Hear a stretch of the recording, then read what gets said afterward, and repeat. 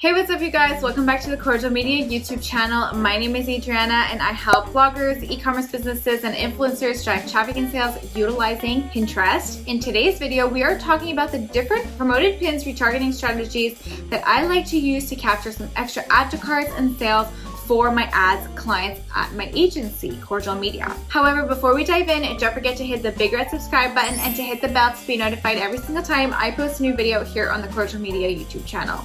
Without further ado, let's dive into the different types of promoted pin retargeting strategies that you can implement. So the first retargeting campaign that you can do is retargeting your website visitors. So you can create an audience of your website visitors in the last 180 days, 90 days, 30 days, 14 days, and 7 days, or even whatever, how many days you want. And you can retarget those people within a traffic campaign. And what's really great about this campaign is the fact that you are paying less because you are being charged by click as opposed to impression with conversion campaigns.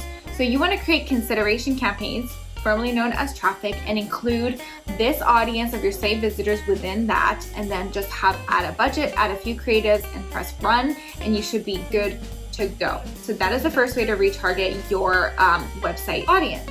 The next Pinterest retargeting campaign that I like to create is one that includes my add to carts. So you can create a Pinterest audience of all of your add to carts in a certain amount of days, and you can add that within a traffic campaign again, add your daily budget and your creatives, and also you are good to go here too.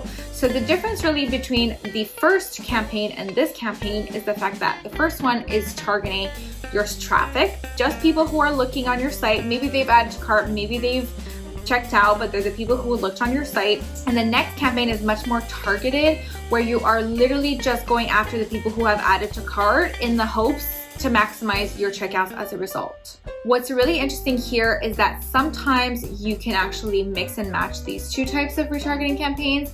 So you can create a traffic campaign that includes both within the campaign, and then you can even create an audience of the people who have checked out on your site in the same time frame and exclude them within your campaign. So you would be within one ad group. You can target your site visitors, your add to cart, and exclude your checkouts in the exact same time frame. So this is also an interesting strategy that you can utilize too, which is a bonus fourth strategy really when you think about it, because I haven't even covered my last retargeting strategy yet either.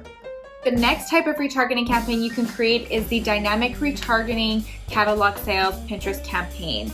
And that campaign is really great because it goes after your website visitors and your add to carts by showing those people the products that they've already seen on your site that they've already had an eye on. So you don't have to add creative to these campaigns, and you can optimize for add to cart or checkout if you'd like. I recommend add to cart if you aren't getting those 50 checkouts daily, but if you are getting 50 checkouts daily, then go right ahead and choose the checkout conversion event to go after. And all you have to do is let it run. These catalog sales dynamic retargeting campaigns tend to work really, really well on Pinterest, and so it can work super well for you as well. So I highly recommend you try this one too.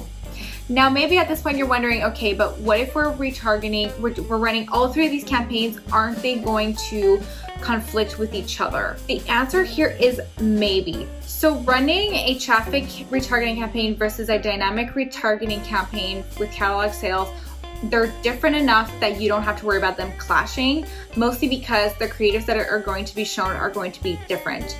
The traffic campaign, you're adding your own creatives, and the dynamic retargeting catalog sales campaigns have their own creatives that they're showing your Pinterest audience. So you don't really have to worry about those two clashing. What you have to worry about clashing is if you create two traffic campaigns, because it just depends on what you're gonna add in each. And let's say like you're not seeing results because it's targeting too many things at once, then you can just shut off either one of the two and then test one in its own ad group.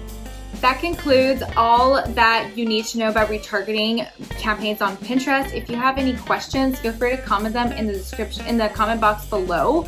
And if you'd like to talk about your Pinterest ads with me to see whether or not you and I could work together and you can delegate your Pinterest ads to an expert, then feel free to book a meeting with me in the description box below. It's totally free for the first meeting. All we do is chit chat about your ad account and your Pinterest campaigns. and then we go from there to see whether or not you and I could work together. On that note, I hope you guys have a lovely rest of your day, and I will see you in the next video. Bye for now.